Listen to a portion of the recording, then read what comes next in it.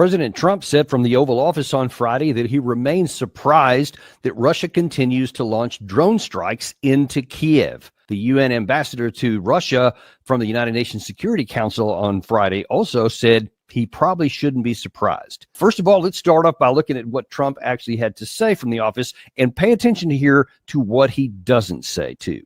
I have gotten to see things that I was very surprised at.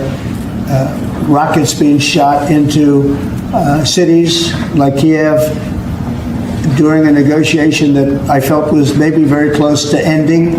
We were going to solve a problem, and then all of a sudden rockets got shot into a couple of cities and people died. I saw things that I was surprised at. And I don't like being surprised. So I'm very disappointed in that way. With that being said, I'd like to see it end. 5,000 people, I think the number's even more than that, but 5,000 people a week are being killed. Mostly soldiers, but also people that live in little cities and towns throughout Ukraine. And I'd like to see that stop. Interesting the way he ended that. He just said, I'd like to see that stopped. You may recall that on Monday of this past week, President Trump from the Oval Office also said, hey, we're probably a couple of weeks away from this. If in answer to a question, he said, well, if they're tapping us along, I think we're going to know that pretty soon. And then things could be very different. So, and of course, that's coming on the heels of the comments that Rubio had made back into April about how we're maybe days away from ending this. And Trump in the 1st of May said that, well, we are close to it. And he was asked, what is the red line? What is the description for when you would walk it? And he said, well, I'm not going to say right now. And we'll find out, though, that, we close, but then some good news happens. And, so it didn't happen. Then he added 2 weeks now, and others have seized on that number as well. But then we get into the situation to where now then, where is that 2 weeks? Because we should be 1 week away from it. So from when he said it, we're just about now 1 week left. But now then, there's no talk about a time frame at all, and just he would like to see it end. Now, let's look at the first part of his comment there about being surprised. It's puzzling to me how, as of this past Friday, the president can still say he's surprised that Ukraine was receiving Russian attacks into its capital city, Kiev, and of course throughout Odessa and several other cities that the president mentioned there, when he should certainly know that Ukraine has launched, I think I've heard the number is over 1,000 rockets and missiles into Russia over the past week or 10 days. So this is a tit for tat situation. Both sides are doing it. It's a war. There is no ceasefire. We're talking about one. The two sides are talking about maybe getting together. And, there's allegedly going to be this memorandum exchanged on Monday, but, about laying out their positions. But there is no ceasefire. There is no end of war negotiation. So why would anyone be surprised that the war continues on? That the front lines, they keep fighting really aggressively on the eastern front, on the northern front in the Sumy area, in the Kharkiv area, and in the drone war, because this is all part and parcel to a complete and total conflict that's going on between the two sides. And the Ukraine has been firing into Russia, and some of their targets are getting through. Most are getting shot down. So far as what we've seen, there hadn't been any real critical infrastructure on the Russian side hit. In fact, the few videos that we've shown you this past week were residential buildings and civilian areas that didn't seem to have any military utility at all. It just made good splashy videos, I suppose, and made Russia realize that the war also can, show up anywhere on their front doorstep. If you want to argue there's some utility in that, I guess it's possible, but it has nothing to do with the war. But on the Russian side, those are in combination with things that are also striking significant targets. And as a matter of fact, I mentioned at the outset that the Russian UN ambassador Nebenzia also said that the United States shouldn't be surprised, because I think this was also on the same day. Let me show you how he responded, because he doesn't shy away from saying, yes, we did that. He's not pretending otherwise. His reasons for what's going on and what they've been doing is a little different, though. Even today, in this chamber, we are being asked to believe that Russia is deliberately shelling residential neighborhoods of Ukrainian cities, using as evidence the consequences of the work of Ukrainian air defense systems placed near homes and civilian facilities, in violation of basic norms of international humanitarian law. At the same time, it is deliberately concealed that the targets of our strikes are exclusively objects connected to Ukraine's military-industrial complex, which are being successfully destroyed and rendered inoperable. Just in the past few days, ammunition depots and military technical property storage sites in the Dnipropetrovsk region have been hit, along with a temporary deployment point and a missile and artillery weapons depot of a mechanized brigade of the Ukrainian armed forces in the Sumy region, as well as a temporary deployment point of foreign mercenaries in the area of the settlement of Sviatohirsk in the Donetsk People's Republic and in the Kharkiv region. So you see there that the Russian side is not saying that they're not doing it. They're saying, yes, we are, but the way it's being characterized is not accurate. To be clear, both sides say, yes, there are, you're attacking civilians. The Ukraine side says Russia's not attacking military targets. In fact, I think Zelensky says they're exclusively attacking civilian targets, etc. And I cannot account for the veracity of either side's claims. We see videos of civilian targets destroyed. I have talked to some people who have been on the ground inside of Ukraine and absolutely confirm that Ukraine routinely puts its military infrastructure and into civilian areas, into built-up areas, into economic areas, et cetera, especially air defense capability. So if Russia is going to attack air defense zone, they're going to be hitting those kinds of buildings, because when the videos come out, they sure don't show you any destroyed rocket launchers. They just showed you destroyed buildings. So whether that's the case here, I can't say. But I can tell you that historically what we can see is that Russia doesn't waste its ammunition. They gain nothing from just hitting a bunch of buildings. I mean, the war's been going on for a long time, but they do gain if they can hit the kinds of targets that the ambassador mentioned there about, ammunition depots, critical infrastructure, energy infrastructure, things that the Ukraine side needs to conduct its operations, command and control centers, et cetera, and the like. There's evidence that is what Russia is going after.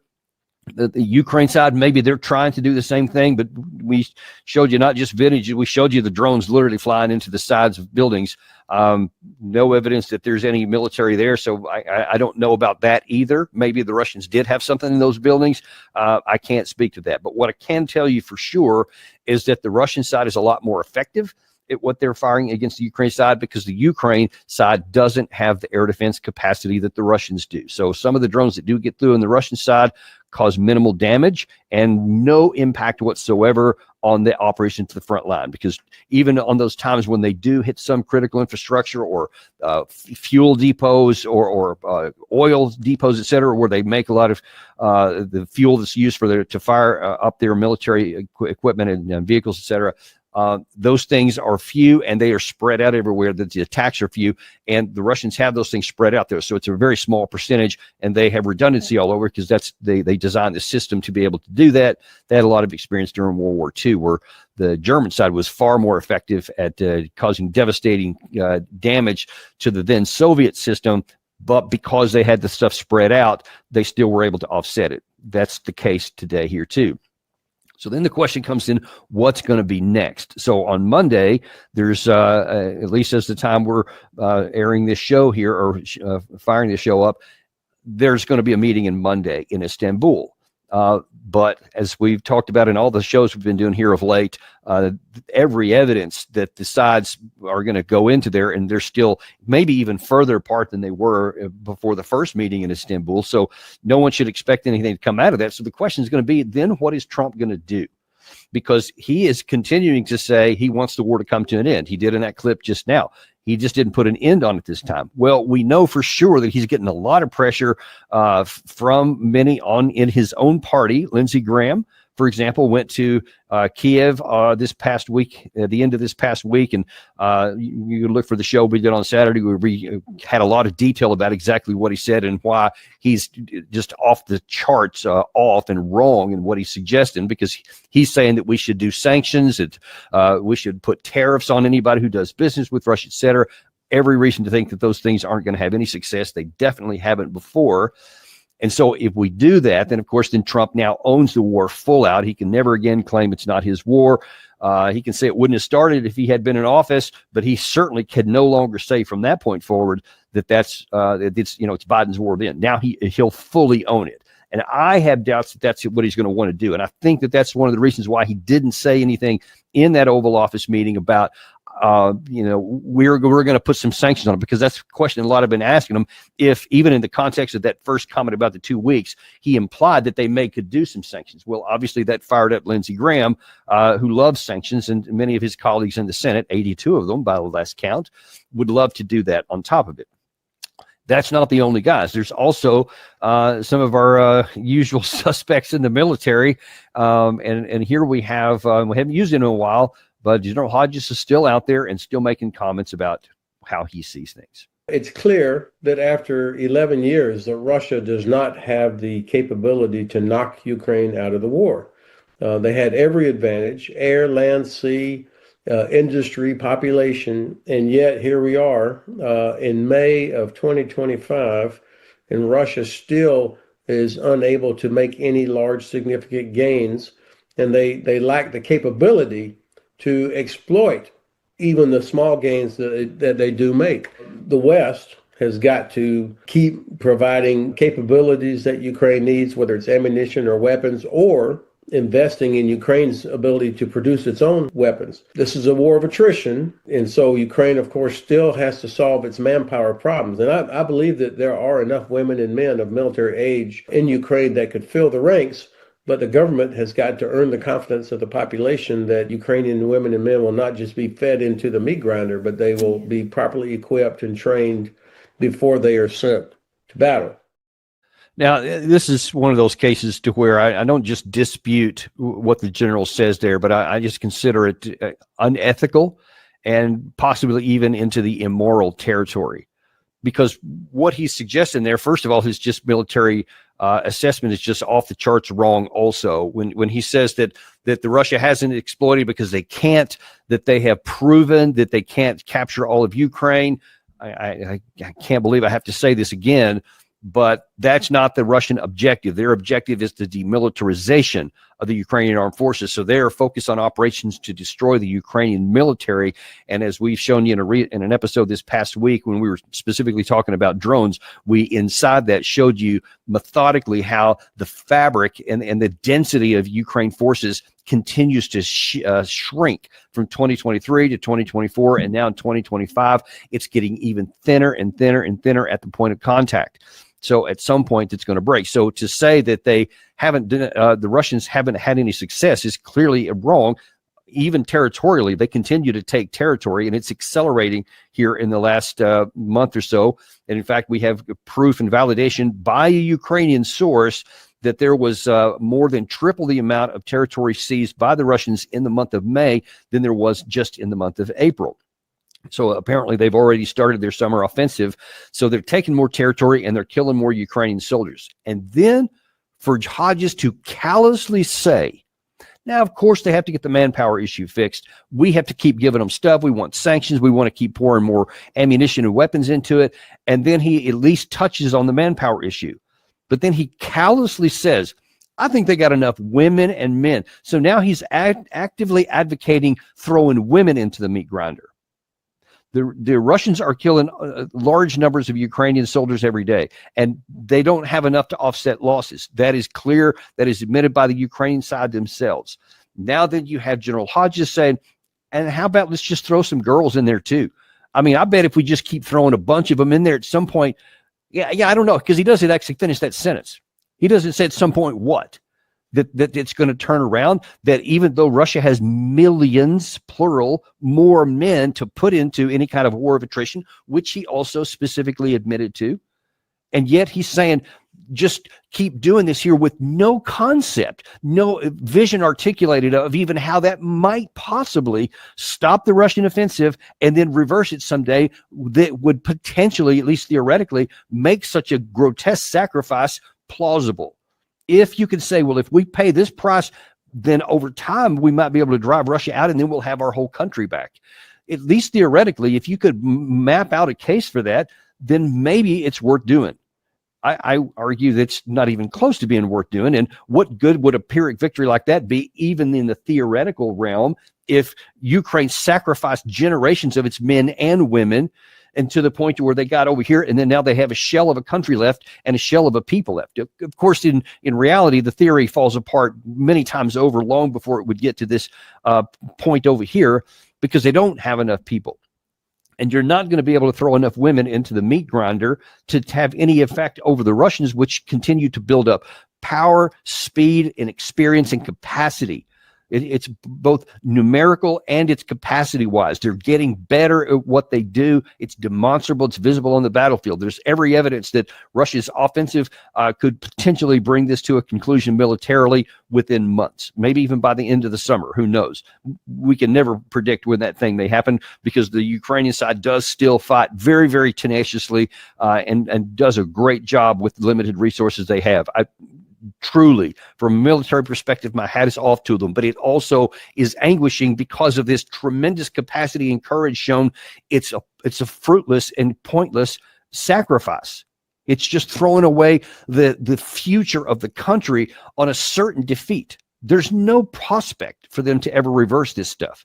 And for the likes of General Hodges, and let's throw another general in there who hadn't talked about lately, and that's General Petraeus. Now he's warning that, hey, we need to keep going here, because probably Russia's going to go into Lithuania next after they win this war here.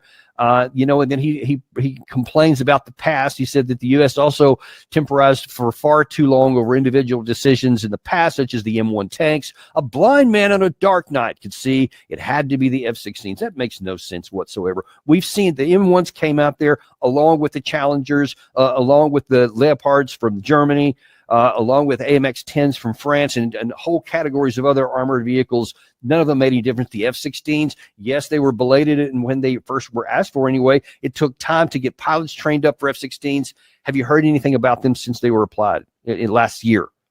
Have they made any difference? They haven't made any difference at all. They exist on there. They do have some utility, just like some of their existing MiG-29s and other aircraft had some utility. It made no difference. I think 3 of them have been lost. Of the few that they had, some more are coming, but you see it doesn't make any difference. And yet for the general to say that's what it would be, that's what we need to do, more M1s, more of the F-16s. And what if you had, and it was said by many at the top, if you sent them 200 F-16s, they don't have 200 pilots to fly them, much less the infrastructure to keep them in the air and to maintain them and all that kind of stuff. So many things that go along with that. And yet that's what people keep saying. So as long as the war continues on, and as long as the killing continues on, and Russia succeeds at its objective, which is to demilitarize the country, there's too many in the West that are going to be unnecessarily buoyed and encouraged by that, and thinking, yes, we'll just keep going with this. Because as Lindsey Graham said in one of the sound bites I think we showed yesterday, no Americans are getting killed. So it's cool. Yes, tens of thousands of Ukrainians die on a regular basis, but hey, they're not Americans. Best money we ever spent, he said, and reinforced that, etc. That is grotesque. It is irrational. It's immoral. And unfortunately, that's going to continue on. It hasn't stopped since he's been saying those things since 2022. And I guess it's going to continue until we have a final failure. And then I'll just go on record to say this here on, June 1st, 2025. When that inevitable defeat happens, then Lindsey Graham will be pointing the finger probably back at the Biden administration. They should have done more earlier. We should have done more of this. We should have done that. Then things would have been, good. So he won't take any responsibility for what he did. He won't acknowledge his failures. None of these people will. David Petraeus is the first one, because we've already seen him prove that by when the Afghanistan war that he authored came to an end in a disastrous defeat. He still pointed fingers back at everywhere. Obama. I had the positions, I had the inputs in place that would have won if we had only done what I said, et cetera. Oblivious to the fact that they tried everything you said, and it was a complete disaster. I can tell you firsthand from on the ground. So we can count on that coming in, and we'll do everything we can in this channel to call that out and to bring up stuff like this to show you in time what we said at the moment and how this is almost certainly going to end. we'll follow that and continue on to it. Before we let you go today, I want to talk about another area here, which, by the way, we're going to start covering a little bit more frequently because things are kind of heating up in the Asia-Pacific area. And there's been a lot of things going on with China and the Philippines of late. It's certainly China and Taiwan. That's always a flashpoint there. And the Secretary of Defense, Hegseth, on Friday was in, I believe it was Shanghai, and the Shanghai Defense Forum, and went on to talk about some of the things that he thinks that are important to the United States and to the Asia-Pacific region, which have some warning bells going off in my ears. In the South China Sea, China harasses its neighbors, many of which are here in the room today. China seeks to intimidate you in your own waters. We've all seen the videos and pictures of water cannons and ship-to-ship collisions and illegal boardings at sea. We're also seeing the illegal seizing and militarizing of lands in the South China Sea. These actions reveal a lack of respect for neighbors. We are watching very closely China's destabilizing actions. Again, to be clear, any attempt by Communist China to conquer Taiwan by force would result in devastating consequences for the Indo-Pacific and the world. There's no reason to sugarcoat it. The threat China poses is real, and it could be imminent. We hope not, but it certainly could be. Okay, that got a lot of attention right there because he brought up the China-Taiwan issue, and at least for the first time in this administration, said it could be imminent, that China could be imminent about to move on Taiwan, and that the United States needs to be ready, et cetera. And then, of course, he uses the same old things that, China's destabilizing and all this kind of stuff. And China has done a lot of stuff. They have some artificial islands that they've been bringing up and creating. They've been extending some of their air bases and naval bases out to the so-called 9-dash line in the region, pushing out further from Chinese territory.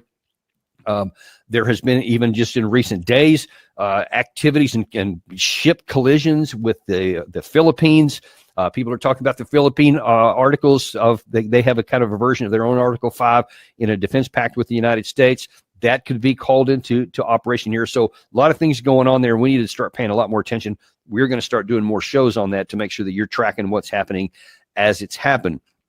But the concern that we have always had is, okay, if something happens with China and Taiwan, what is the United States going to do? Now, of course, you may recall that I think it was 3, maybe 4 times during the Biden administration when he was point blank asked, would the U.S. defend Taiwan if China attacked? He said yes, only to walk it back later. But it was always a tepid walk back, and it always left people wondering, okay, well, the commander-in-chief keeps saying it, so your staff walking it back is, I'm not sure that really matters.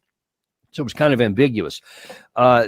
So far, Trump himself has not said anything. But at this same conference, Hegseth went on and talked in a little bit more depth about what the U.S. would do and where he claims is a Trump objective.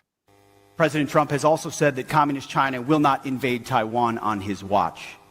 So our goal is to prevent war, to make the cost too high, and peace the only option. And we will do this with a strong shield of deterrence forged together with you, America's great allies and defense partners.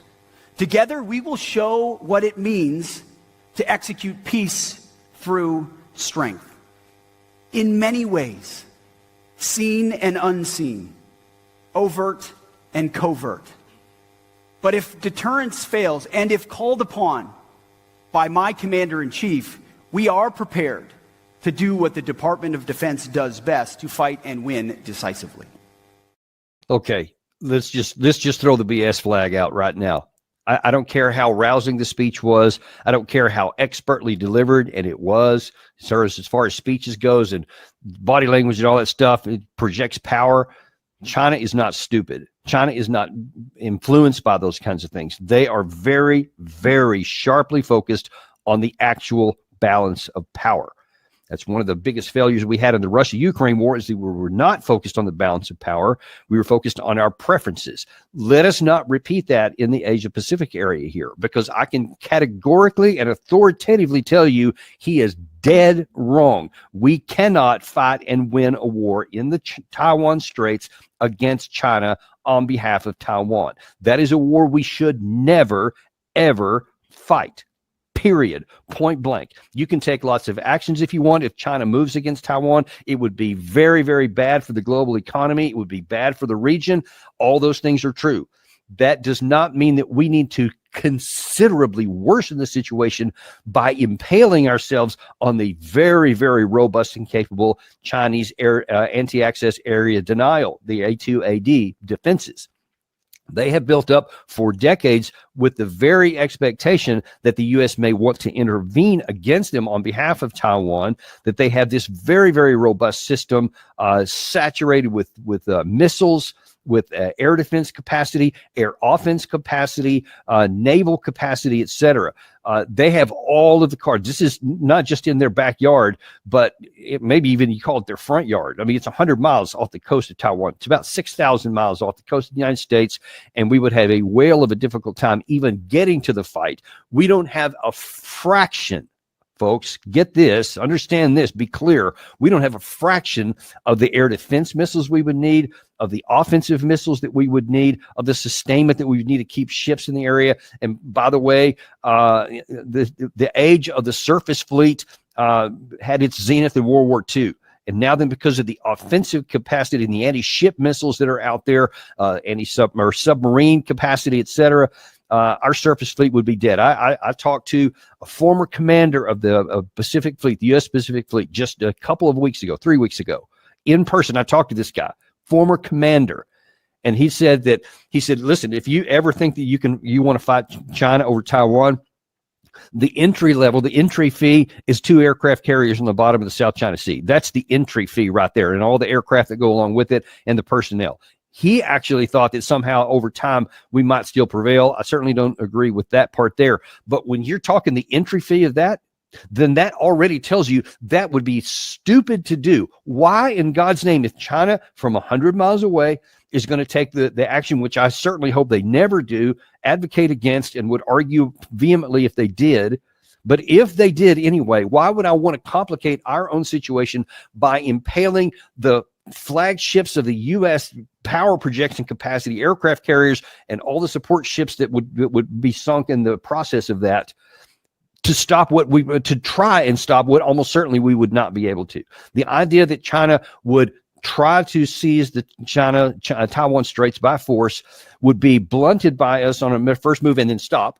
Is irrational as it comes, and means you've never paid a lick of attention to anything in Chinese history or the Chinese mentality. They understand that we have a significant amount of power, that we can project power over long distances, and that the price tag would be very, very high. But they would not start this unless they were very confident that they could absorb all that, absorb the losses that we would have, and we could wreak considerable damage on China itself. Unless they were sure that they could offset that. They wouldn't even start unless they were very confident that they could do it. Why would we want to find out? Why would we want to sacrifice our Pacific Fleet and the thousands of American sailors and airmen who would die in the process? Why would we want to do that over Taiwan? Sure, you cannot want that to happen, but listen to me. There are ways to accomplish the peace and stability, at least stability. You can even take peace out of that equation if you want, by Taiwan recognizing that they don't have the power to stand up against China any more than Ukraine has to stand up against Russia long term. You can fight for a while, but you don't have the sustainment. Taiwan is so radically different than the Russia-Ukraine situation because they're not a land bridge to a friendly alliance where they can just drive stuff in regularly, bring it in on train or whatever. It would be easy for China to blockade Taiwan. Nothing's going to get through. So if they get into a fight, they have what they have on their backs, and that's all they got. Whatever they have in storage, that's it. There's nothing coming from the outside. So they would not be able to fight a years-long battle with China. And if we go in there, I respectfully don't agree with the admiral that we would be able to stop them. All these scenarios that we've seen, all the computer simulations that have been done repeatedly, have shown conclusively that, and by the way, most of them go out to only 30 days. They don't even talk what it would be like long term, but they all show catastrophic losses by the U.S. In one particular iteration of this, the U.S. lost 700 aircraft. Now, if that's even in the scenario, even in the realm of possibility, why would you want to sacrifice a vast majority, a massive percentage of our air fleet that then now we don't have to defend anywhere else? We don't have to defend our own homeland if it gets to that. There is, as much as we would hate it if China did that, we should very clearly tell the Taiwanese authorities, we will not fight for you. Now, that is much more important and much safer for Taiwan than you could imagine, because that will tell them that don't be provocative to the Chinese, because if it gets to a fighting, you will be on your own, and they know what that means. So that what that would then tell them is that they would need to soften their rhetoric and just be a little bit more conciliatory in tone. If they just maintain the status quo, which is the effective de facto independent country that they have, this can go on for decades. China seems very clear that even though they claim that they want eventual reunification, that if with the maintenance of the status quo, not moving towards independence as they deem it, then they're not going to use force. They have said since 1949 that they would use force to reunify Taiwan if it ever came to them declaring independence. They've never said anything besides that. So why would you want to push them into a position to where maybe they felt like that they needed to act on it because of a growing external threat from the United States? But if they did something we wouldn't want them to do, and that would be very expensive for them, it would be just, like I said, it would gut the global economy. There would be a period of time where it would be just catastrophic, potentially, because of the disruption of so many things that affect all of the world's economic input coming from Taiwan and China, et cetera. I hope they don't do it. But do not complicate it for us and compound one big error for a potentially catastrophic on the other side, because we're already going to suffer because of what happened in the Russia-Ukraine war. That war is going to come to an end, maybe even in this year. And the Russian side is going to be on the top. We're going to have to deal with the fallout of what our cumulative efforts for what will by then be somewhere around 4 years, and how we've been seen as the best that we could do, couldn't stop Russia. If instead you add over here not just a proxy war that we failed in, but an actual war we fought and lost, folks, what you want to define as the American experiment, as the American empire, however you want to define it, our global footprint and our global presence everywhere will be permanently wrecked. We can still defend ourselves. We still have 2 borders. We still have 2 friendly states on our north and south. So even with this catastrophic loss here, we'll still be able to defend ourselves, but our image and prestige around the world will be over, because the Russians will have defeated our efforts here, and the Chinese will have physically defeated us here. It doesn't matter how much Russia and China both suffered in the process. We will be seen as having lost, and will have lost in this case here. There is no reason on God's green earth that we should ever even attempt to play around the edges at that, because all we have to do is to maintain our position of condemning it outside, but continuing with our full military power to be able to secure our interest around the world and our allies, et cetera. We can still do that, because if that happens, China is going to be harmed in just a China-Taiwan issue here. We'll be at full strength. So they don't have the ability to project power outside their region. With all of the assets that we have, the aircraft carriers, the submarines, the air power, et cetera, if China ever tried to go beyond that 9-dash line and attack anything in America outside of that, they would be so vulnerable, because now it would be them at the disadvantage. They would have the long lines of communications, the long lines of logistics resupply, which our ability would be able to pick them off one by one and just absolutely obliterate them. All the advantages go to us in that case. They know that, so they're not going to do it. Let's be wise too and recognize that all of those disadvantages would come to us if we go to fight here. That's what we need to be focused on here, folks. Let's do everything we can to increase diplomacy between China and Taiwan, to give neither side any reason to escalate to armed conflict, and to encourage the Taiwanese side to just cool the jets on the language and to understand how China feels on certain things. And yeah, that means that they have to do some things they don't want to do. But if that keeps them alive and in power, then that is absolutely the best thing they can do for their country to prevent war. It's just a reality, folks. People don't just do what they want because of us already. We have that same power in various parts of the world where a lot of countries don't get to do what they want because they had to trim their sails to do what we asked them to do or compel them to do. So it can work here too. And if that keeps peace, then let's keep going with that. But let's don't be dumb. Let's don't have more of that arrogance and hubris that I talked about yesterday that's affecting over here in the Russia-Ukraine thing. Let's don't apply that in the Asia-Pacific area because the consequences to us could be profoundly worse than what we're already going to have suffered here. We'll wait and see how it goes on. Like I said, we're going to continue to bring you all this as it transpires. We're going to start covering this a little bit more, but definitely on these issues here with both the Russia-Ukraine and the China and Taiwan issue. Count on Daniel Davis Deep Dive to keep you up to date. Thank you very much. We'll see you on the next episode, Daniel Davis Deep Dive.